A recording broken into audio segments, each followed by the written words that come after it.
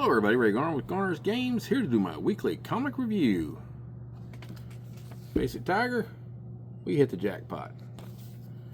The Mary Jane Special, and at 60 Years of Mary Jane Watson. This is a anthology book, so we have 4 stories. And all of them are quite good. The first story is how Face in the Crowd. And Mary Jane and Peter are married. And it just says a few years ago. Mary Jane is having basically a lot of issues because just recently Chameleon had snuck in disguising himself as Peter. As Peter would point out, Mary Jane reacted very violently and beat him nearly to death with a bat.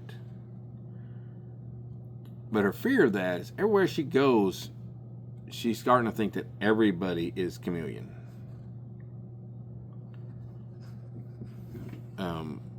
But the greatness of the story is right at the end here.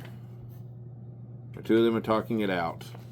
Peter basically tells her if it gets to the point where you can't handle it anymore, if you need to walk away, I'll understand. And she does the mom goes full name on Peter.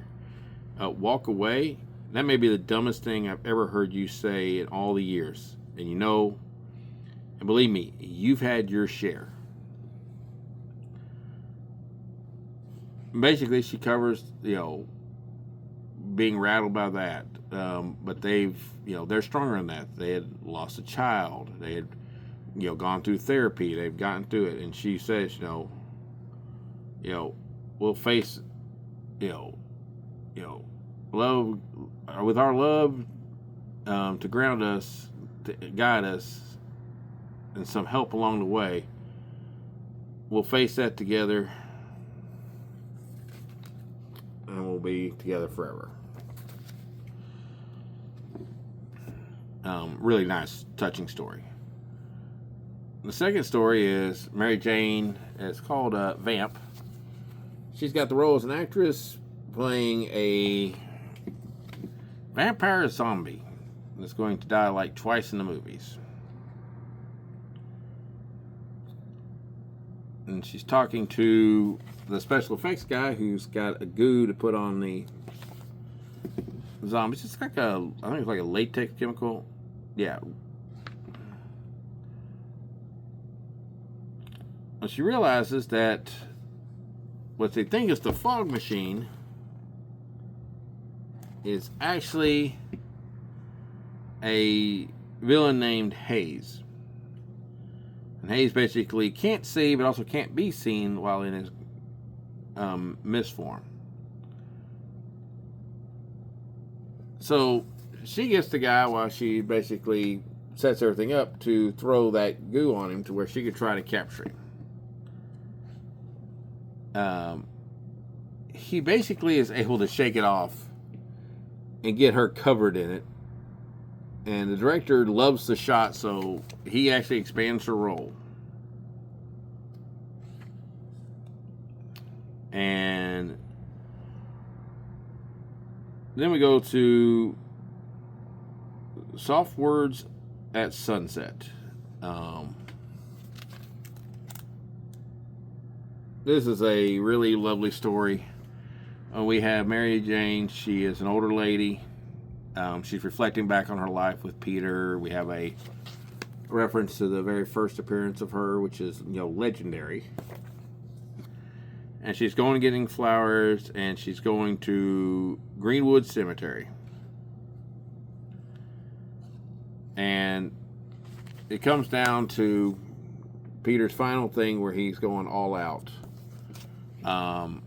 for a group of corrupt cops who killed Aunt May. And he basically does cross the line, bringing them down. But eventually, he doesn't survive. And she's reflecting on how, he was always,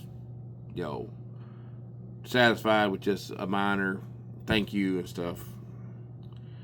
She said, and she got this little spot here. She said, I used to bug him, so to speak, ask him if Ant-Man can talk to ants, why he couldn't talk to spiders.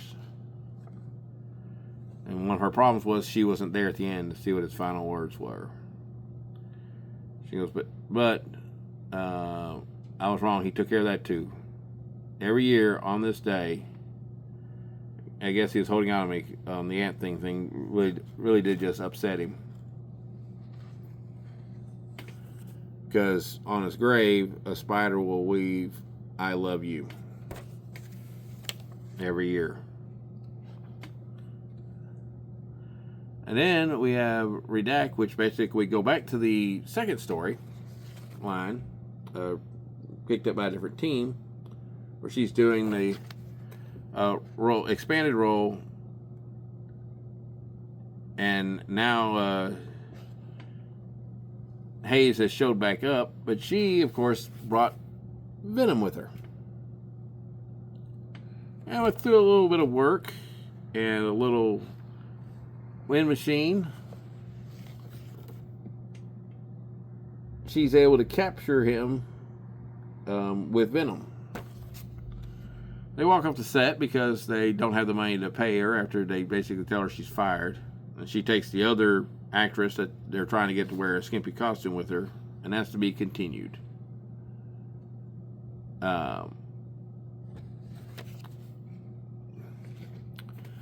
This magazine, 4 great stories, 4 all focused on Mary Jane and her relationship with Peter Parker. And the last one does tie a little bit into her current story arc with Venom.